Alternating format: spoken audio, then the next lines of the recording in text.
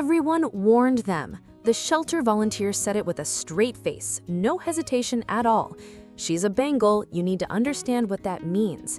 She slid a laminated card across the desk. High energy, highly territorial, not recommended for households with small children. They nodded politely. They took the card. They took the cat. Her name was Nova, 4 years old, 7 pounds of spotted muscle and golden eyes that didn't just look at you, they studied you. Like she was building a file, like she was deciding something important and hadn't reached a verdict yet. The neighbor across the street saw her in the window the first week and actually stopped walking. "That's not a house cat," he said. "That's a leopard." He wasn't entirely wrong. Nova had the kind of face that made people take a small step back before they decided to be charmed or afraid. Most chose afraid. Most people do when something looks like it belongs somewhere wilder than a living room. Mara and Daniel had done the research. They knew Bengals were different, descended from Asian leopard cats, bred for intelligence, wired for stimulation. They knew she would need more than a couch and a bowl of kibble. What they did not know was that Mara was 3 months pregnant when they brought Nova home. What they did not know was what that would mean. The first night, Nova did not hide. She did not pace. She walked every room in that house with slow, deliberate steps, the way a detective walks a crime scene. And then she sat in the middle of the living room and looked at Mara for a very long time.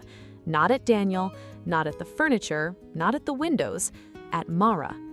Daniel laughed. "I think she knows." Mara didn't laugh. She was watching those golden eyes. Something in them was already decided. Over the next 6 months, Nova established patterns that no one had asked for and no one could explain. She slept every night at the foot of Mara's side of the bed. Not the center, not Daniel's side, always Mara's. When Mara was on the phone with her mother at 2 in the morning, unable to sleep, unable to stop worrying the way you worry in the last weeks of a pregnancy, Nova jumped onto the armrest beside her and pressed her warm, heavy head against her Mara's shoulder and did not move for 40 minutes. She didn't purr, she didn't perform, she just stayed. "She's acting like a doula," Mara told her mother. Her mother laughed. Nova did not find it funny. The baby came on a Thursday in February. They named her Iris. Mara and Daniel were home by Saturday afternoon, exhausted in that specific way that new parents are exhausted. Not just tired, but restructured, rearranged, at some deep level they hadn't anticipated. Nova was waiting at the door. She didn't rush forward, she didn't retreat. She simply sat, upright, and watched Mara carry the car seat inside with the focused attention of someone who had been expecting exactly this and had decided to manage it calmly. Daniel braced himself. "Give her a second," Mara said. They set the carrier on the living room floor. Nova approached slowly, each step considered. She stopped a foot away, lowered her head, and then she did something neither of them had ever seen her do in 6 months of living with them. She chirped. One soft, small sound, not a hiss, not a growl, not the demanding trill she used when the food bowl was empty. Something different, something almost conversational. Then she sat down beside the carrier and looked up at Mara as if to say, "I've assessed the situation. We're fine. You can relax." Still here and haven't subscribed yet? I won't pretend that doesn't sting just a little. Hit that button. You're going to want to see where this goes. The weeks that followed rewrote everything they thought they knew about Bengals. Nova did not become aggressive with the baby. She did not become jealous of the attention shift. She became, in the most precise and literal sense of the word, a guardian. She slept on the floor beside the crib every single night. Not occasionally, every night.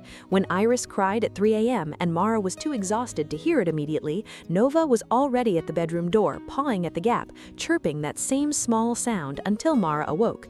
When visitors came and leaned over the crib too quickly, Nova was there before anyone could register it. Not hissing, not attacking, just placing herself between the stranger and the baby with a stillness that communicated something ancient and completely clear. The neighbor who had called her a leopard came over in April to meet Iris. He watched Nova for a long moment from across the room. "Okay," he said quietly. "I was wrong about her." He stood there another moment, watching her settle back down beside the crib, and then he looked at Mara and shook his head slowly, not in disbelief, but in the particular way people shake their heads when they've just had to revise something they were very certain about. There is a moment that Mara still can't talk about without her voice changing.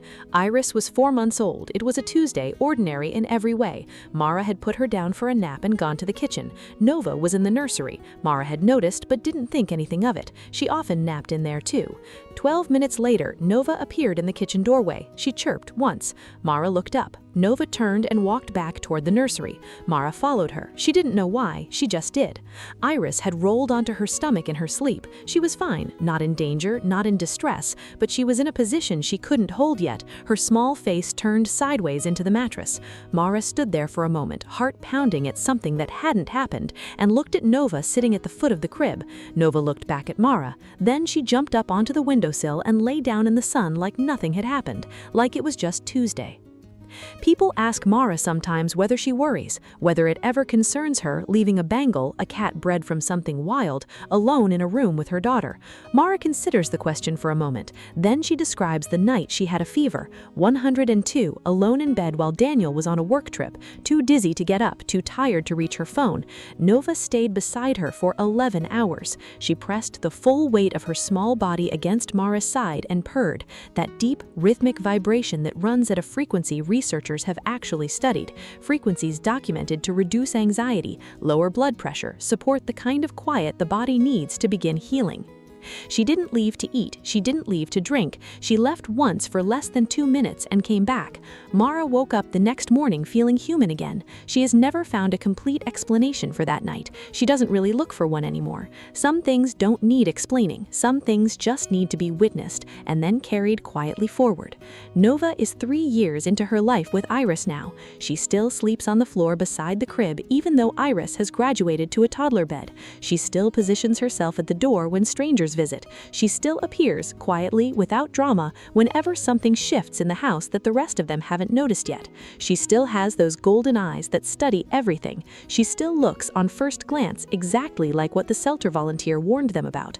Wild, dangerous, not for households with small children. She is none of those things and all of those things simultaneously, because the wild in her was never a threat. It was a gift. It was exactly what a small girl named Iris needed watching over her at 3 in the morning when the house was quiet and the world outside was dark, and something ancient and golden and utterly devoted was already awake, already watching, already there. Because some animals don't need training to protect the ones they love.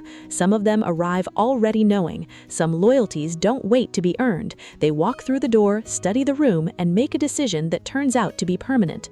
If you've ever misjudged something at first glance, or if someone misjudged you, you know exactly what this story is about. Would you have taken Nova home after that warning card, or would the word dangerous have been enough to make you walk away? Tell me in the comments.